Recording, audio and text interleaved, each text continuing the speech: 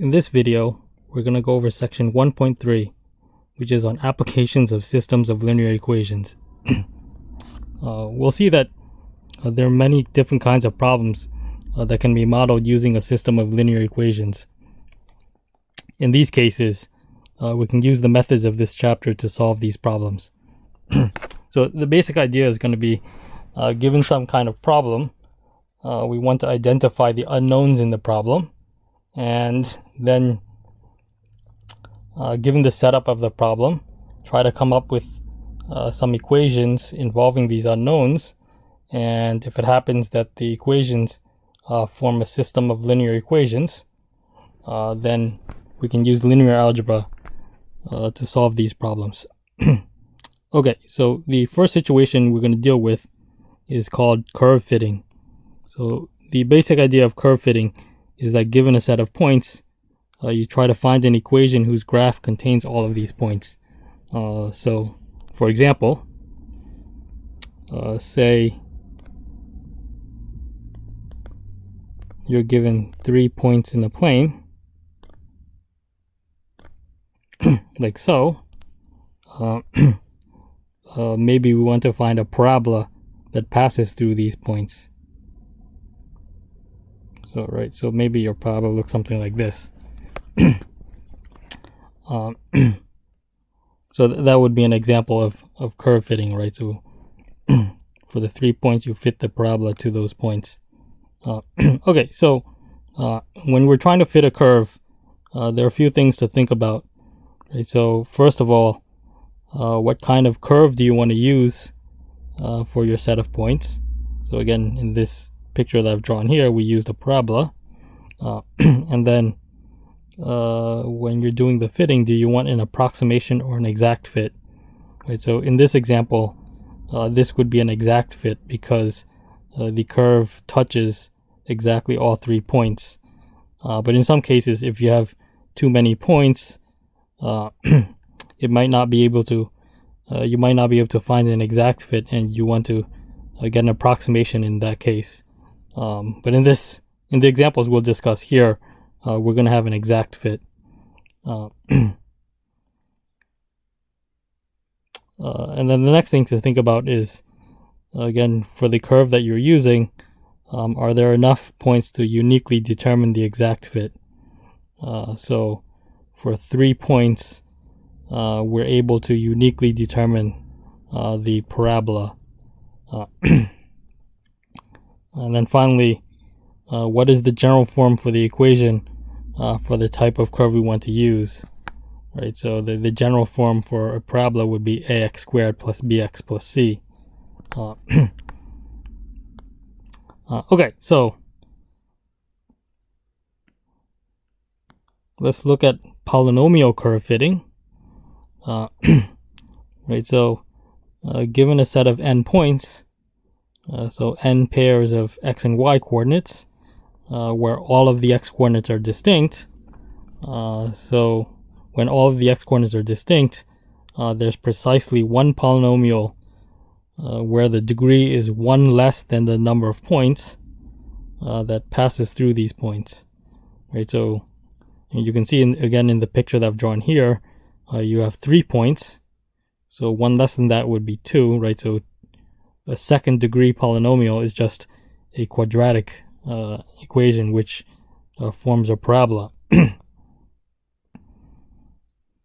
But here we look in general what happens when you have n points. Okay, so this is the general form for a polynomial. Right, so y equals a0 plus a1 times x plus a2 times x squared, and then plus the x cubed term, and then so on up to x to the n minus 1th power. Right, so the a0, a1, a2, and so on form the coefficients of the polynomial. And one thing to be careful about is the subscript for the a's are the indices, but the superscript for the x's are powers. Right, so this is x to the 2nd power, and then this is x to the n minus 1st power. And again, because the degree is n minus 1, the highest power of x should be 1 less than how many points you have. Okay, so you might think to yourself, I mean, here we're dealing with polynomials, and polynomials in general are not linear, right? Because when the degree is 2 or higher, you have different powers for x. So what does this have to do with linear equations? So we'll see then when we work out the example that when you plug in the x and y coordinates of the points, the unknowns are not the variables x and y. The unknowns are actually the coefficients. And when the unknowns are the coefficients, you can think of the equations as being linear in the coefficients, right? Because all the coefficients have power 1. And so we can use linear algebra in this case.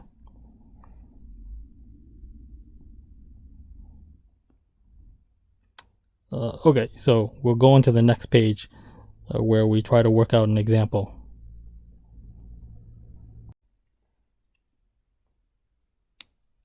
Okay, so on the second page of this worksheet, we have this first example where we're trying to determine the polynomial function whose graph passes through these given points.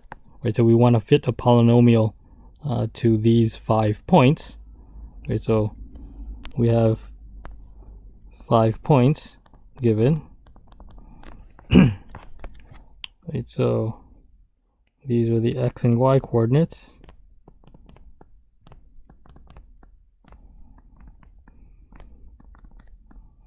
And as we said before, the polynomial that we want should be 1 degree less than the number of points. So we want a polynomial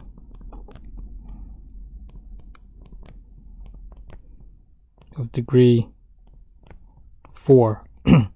Okay, so let's write down the general equation. So we start with a0 plus a1x, right? So degree 4, so it should go up to x to the 4th power, plus a2. So I'm writing it in going from left to right in increasing power. So then x squared term plus the x cubed term plus the x to the 4th term. And then I'm going to write the y on the right side. We'll see in a second why I'm doing that. Okay, so this is the general form.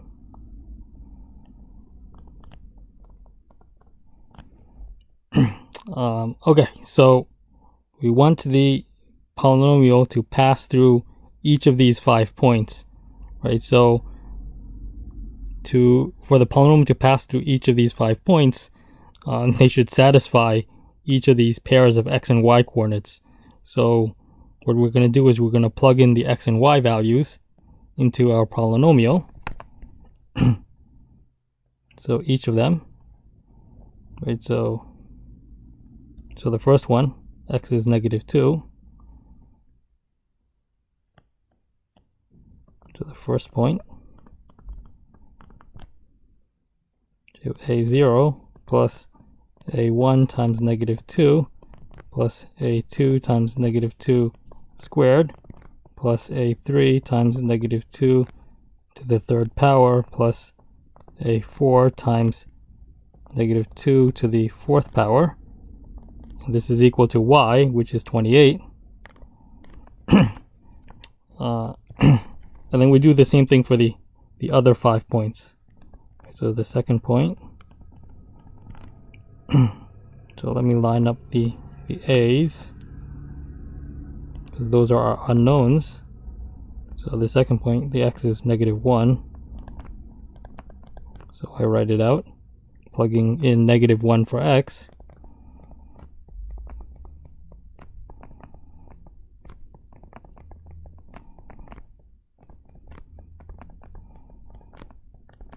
And then y is 0. And then I continue for the other 3 points.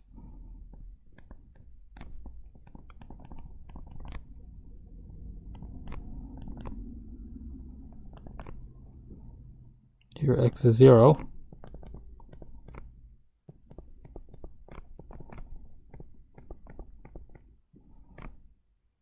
Whoops, this was the third power term.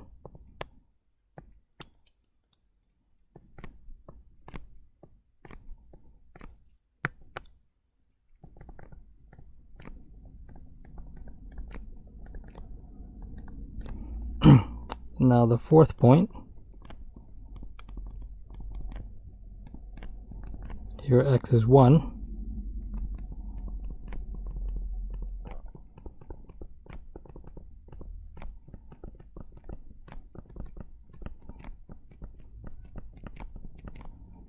Then the y was -8. And then finally the fifth point is 2, 0.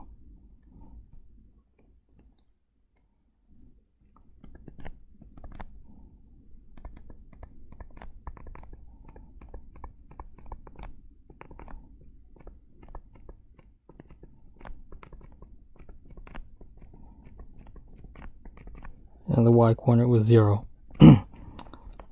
Okay, so I have my 5 equations. Again, the coefficients a0 through a4 are the unknowns, and it's linear in the a's, so I have my system of 5 equations in 5 unknowns. Okay, so let's calculate these coefficients, right? So what is this system of equations? So it's a0 plus, well, that's a -2, so -2 a1 plus 4 a2 minus 8 a3 plus 16 a4 is equal to 28. And then the second one is a0 minus a1 plus a2 minus a3 plus a4 is equal to 0. The third equation would be a0, and all the other terms are 0, is equal to -6. And then the third one would be a0 plus a1 plus a2 plus a3 plus a4 equals -8.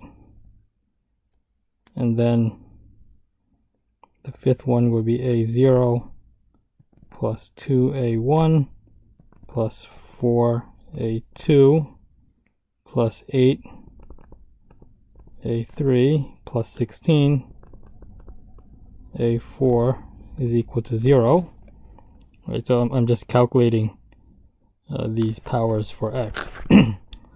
Okay, so I have again, the coefficients are now the unknowns, right? So I can write out the augmented matrix for this system of equations.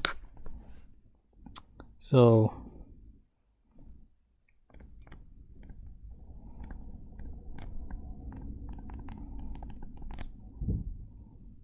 I've written this a little big, so I'm running out of space, but let's write the augmented matrix here, right? So it's 5 by 6, right? So 5 rows, 6 columns, because we have 1 column for the constant term. So what is it? It's 1, -2, 4, -8, 16, and then 28, 1, -1, 1, -1, 1, 0, then 1, 0, 0, 0, 0, -6, 1, 1, 1, 1, 1, -8, 1, 2, 4, 8, 16, 0. Okay, so that's my augmented matrix. So now I want to solve the system by going into row reduced echelon form. So I've already calculated this previously. So the row reduced echelon form is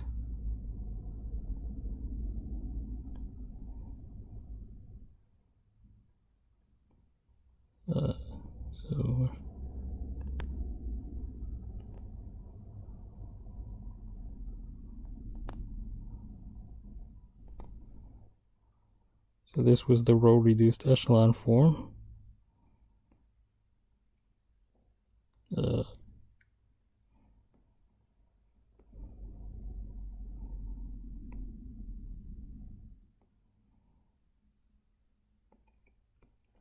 Okay, so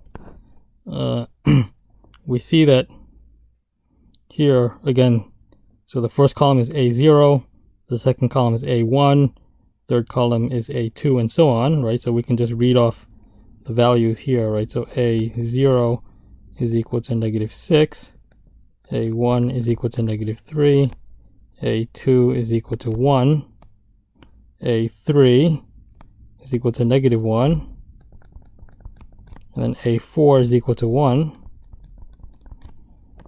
So putting them back into the general form, right? So I'm running out of space here, but you get y equals -6 minus 3x plus x squared minus x cubed plus x to the fourth, which is the correct answer.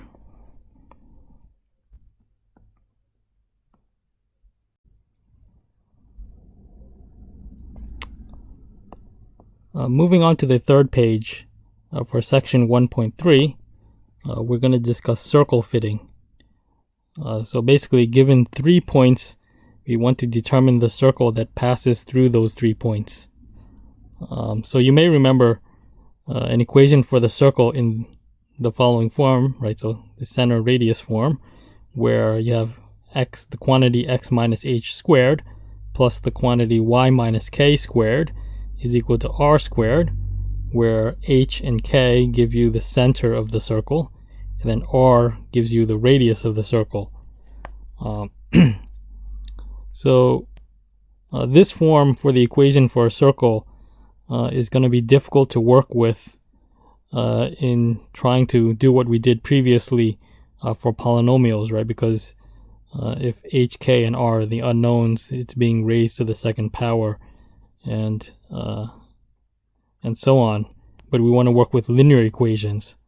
So let's try to rewrite this equation in a different form. So we expand the squares out, right? So when you expand it out, it looks like this, right? So x squared minus 2xh plus h squared, and then plus y squared minus 2k times y, and then plus k squared, and then that's equal to r squared. And then now I rearrange the terms in this way. And once you rearrange the terms, right, so you have your parameters h, k, and r, but I'm gonna change it slightly, where the coefficient of x, I'm going to call that a, the coefficient of y here I'm going to call b, and then all the constant terms here I'm going to call c. So by rewriting it in this form, this is what we get as the general form for our circle. So x squared plus a times x plus y squared plus b times y plus c is equal to 0, where a, again, was minus 2 times h, b is minus 2 times k, and then c is this thing, which was h squared plus k squared minus r squared. So by rewriting the equation this way, again, where a, b, and c represent h, k, and r in this way, then when you plug in the x and y values for your 3 points, you can see that this equation is linear in A, B, and C.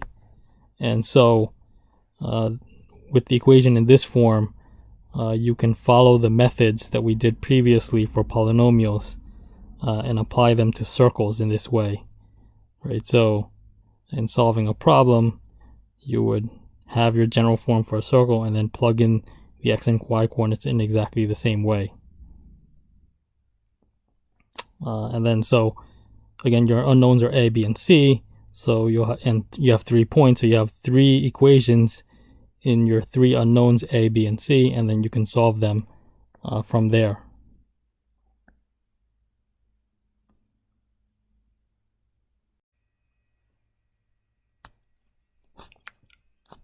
Okay, in this example, we're going to discuss flow networks.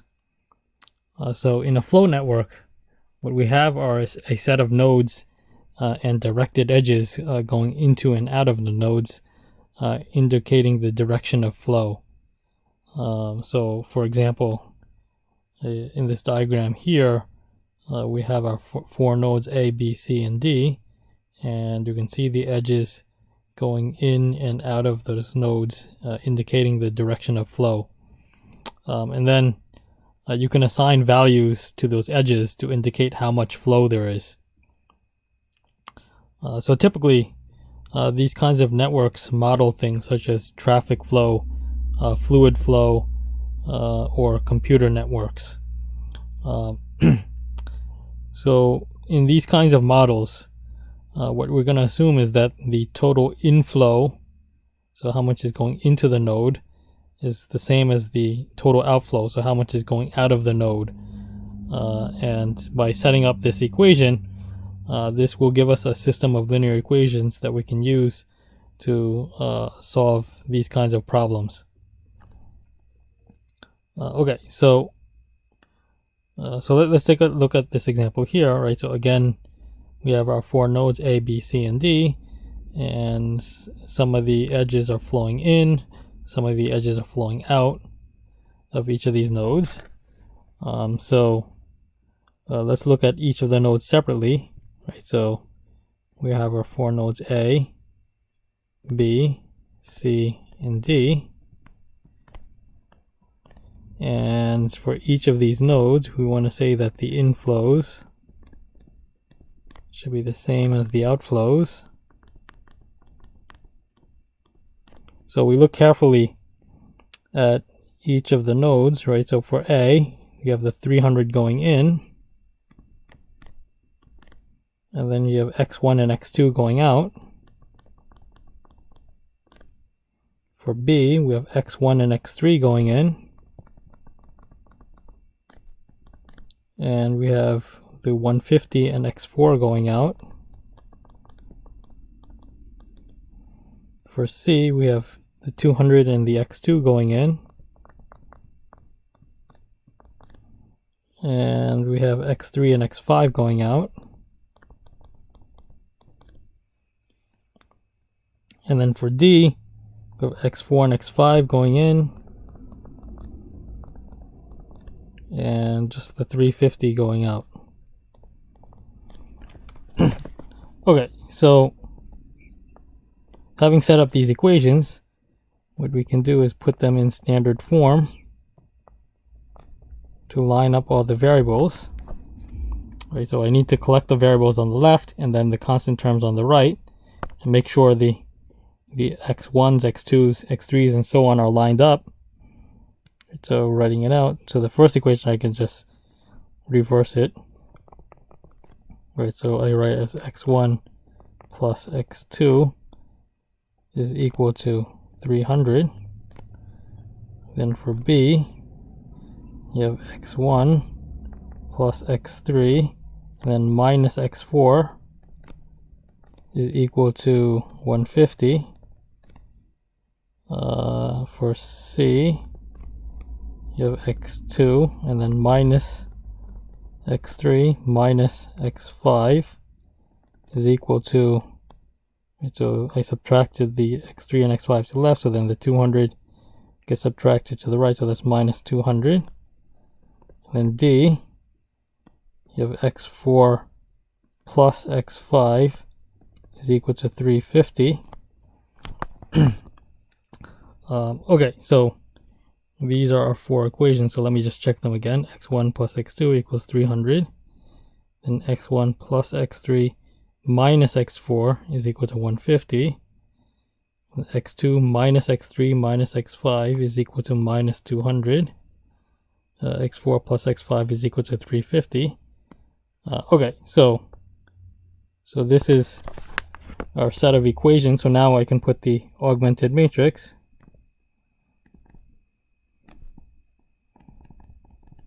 It's there's 4 equations and 5, so but then the extra column, so it's a 4 by 6.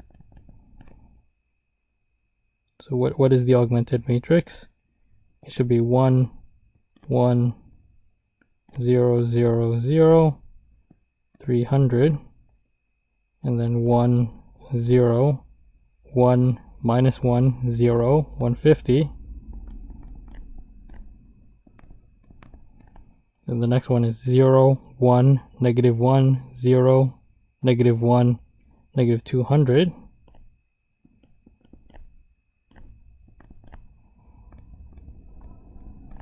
The next row would be 0 0 0 1 1 350.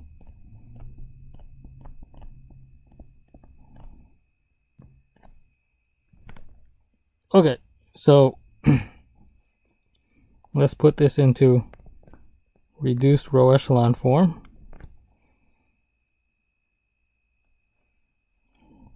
So let's just put it in real quick. Put in B. Okay, so we have a 4 by 6.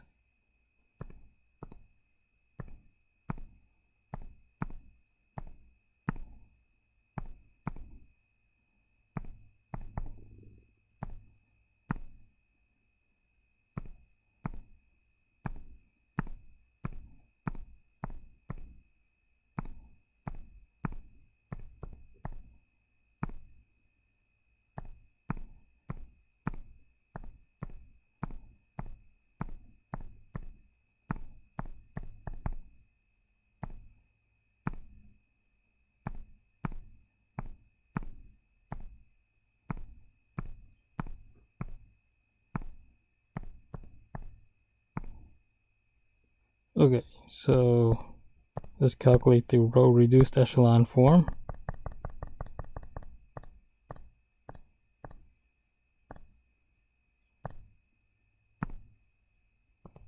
This was matrix B.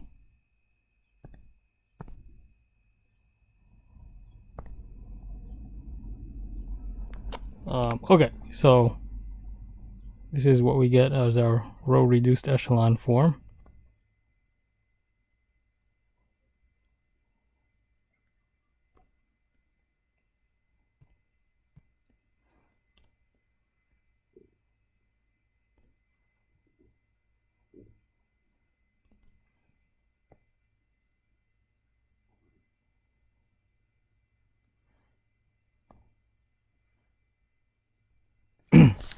Okay, so what does this say? Right, so let's put it in equation form.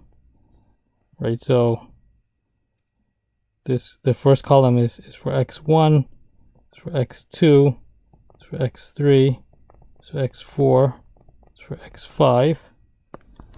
Right, so when I write it out, this is x1 plus x3 plus x5 is equal to 500. And then the second row is x2 minus x3 minus x5 is equal to minus 200. And then the last row says x4 plus x5 is equal to 350. These aren't really properly lined up because I'm running out of space. But in any case, we get these 3 equations, right? So you can see it doesn't directly tell us what the x's are, right? Because what's happening in this equation is if you look at the matrix, right, so, and going across the rows to find the leading ones, so we only have leading ones in the first, second, and fourth columns, and not in the third or fifth columns. So what this is saying is that x3 and x5 are considered free variables, and so they can be anything, and then x1, x2, and x4 in turn are depend on what x3 and x5 are, right? So we're in a situation where we have infinitely many solutions. And again, because x3 and x5 are free, we can parameterize them as, say, s and t.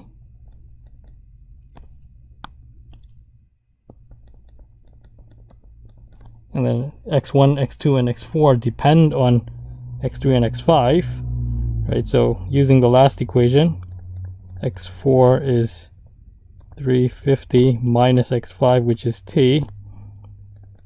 x2 is negative 200 plus x3, which is s, plus x5, which is t, and then x1 is 500 minus these two things, so it's my 500 minus s minus t.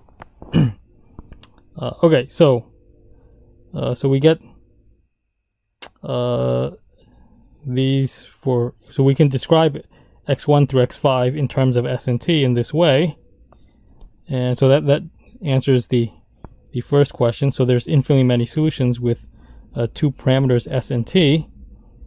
And then b and c give you some additional information for x2 and x3, and to figure out the traffic flow from there, right? So basically you can just use the solution from A to figure out B and C, right? So like, for example, if x2 is 200 and x3 is 50, right, so that we can use the second equation here. So 200 minus 50 is 150. So then we can solve for x5. That will give us x5 is equal to 350. And using that x5 is 350, that means x4 has to be 0. And then again, x3 was 50 and then x5 was 350. So that means that 500 minus 400 would give us 100 for x1. And then in C, you're given different values for x2 and x3. So x2 is 150, x3 is 0. So this, using equation 2 again, so 150 minus 0 is 150. So solving for x5, that will give us 350 again. And then if x5 is 350, that means x4 has to be 0. And then using that x3 is 0, x5 is 350, that means x1 has to be 150.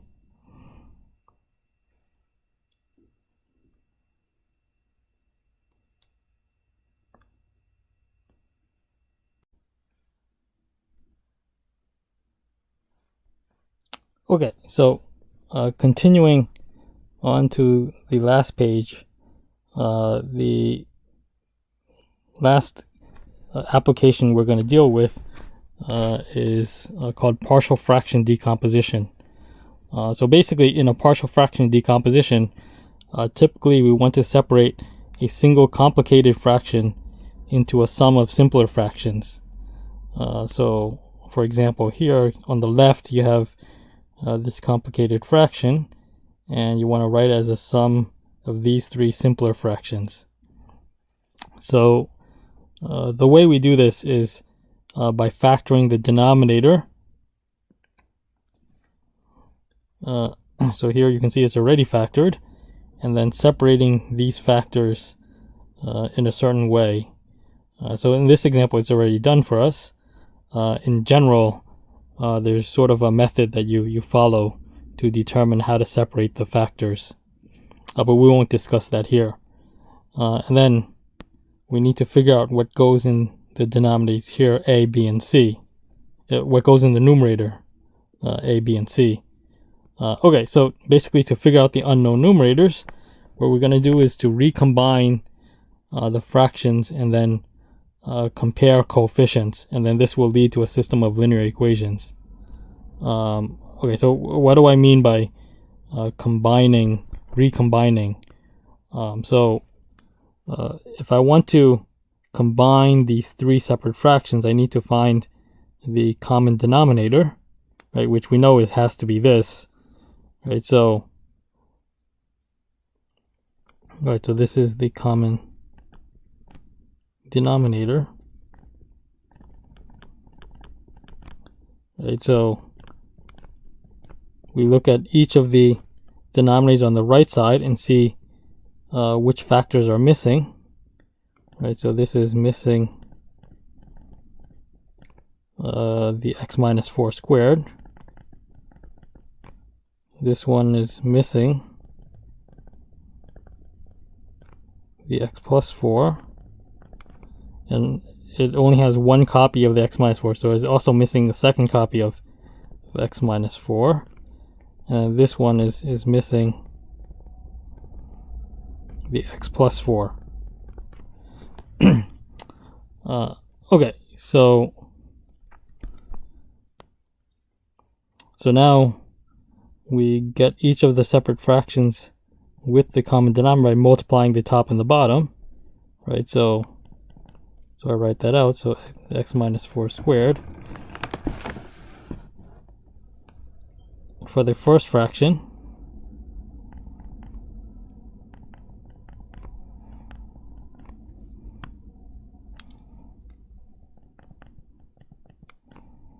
and then the second fraction had the x plus 4, x minus 4,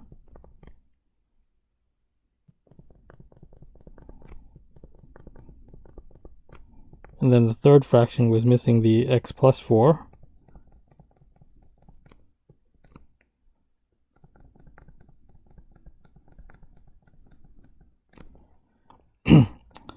Okay, so now you can see that the denominator on the right is the same now as the denominator on the left. So now we can compare numerators between the left side and the right side.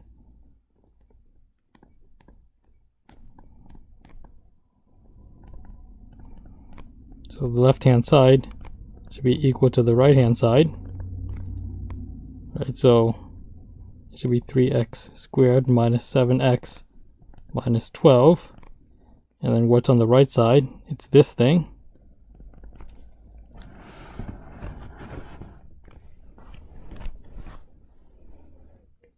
So a times x minus 4 squared plus b times x plus 4, x minus 4, plus c times x plus 4.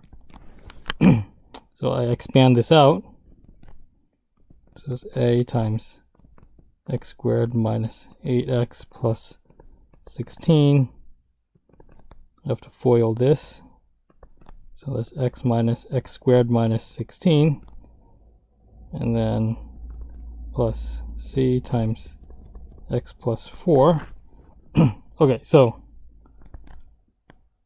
now I can distribute. Right, so this, and so on. So what do you get? So ax squared minus 8ax plus 16a plus bx squared minus 16b plus cx plus 4. That's a 4.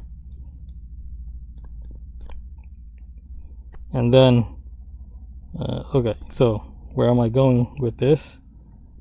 So the left side is still 3. Okay, so let's just continue with the right side. Right, so I collect like terms.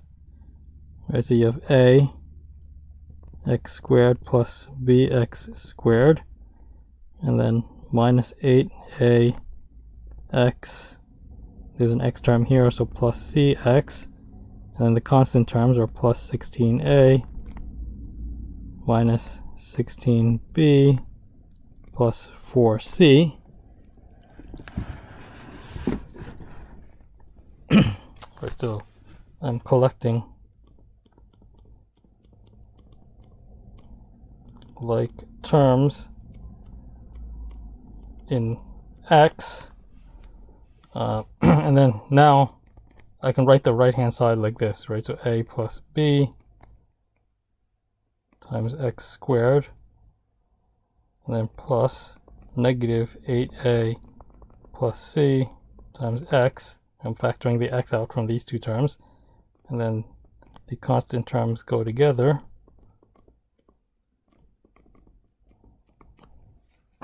And this should be equal to the left side, which was 3x squared minus 7x minus 12. Okay, so basically what's happening here is you can see that there's an x squared term on the left, an x squared term on the right, an x term on the left, an x term on the right, constant term on the left, constant term on the right. And for those two things to be equal, we can match them together, right? So this, and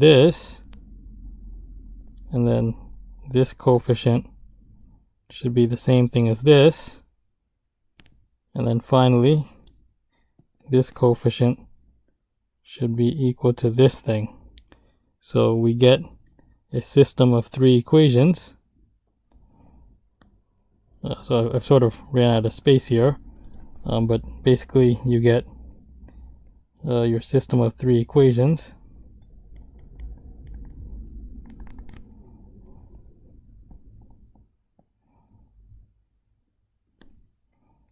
So a plus b is equal to 3, negative 8a plus c is equal to negative 7, and then finally 16a minus 16b minus 12c is equal to negative plus 4c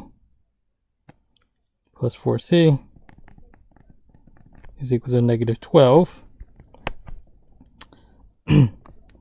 Right, so your matrix is 1, 1, 0, 3, negative 8, 0, 1, negative 7, and then 16, negative 16, 4, and negative 12.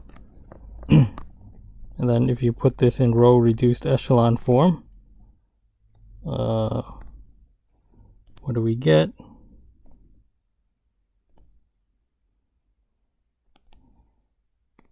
So this is the row reduced echelon form.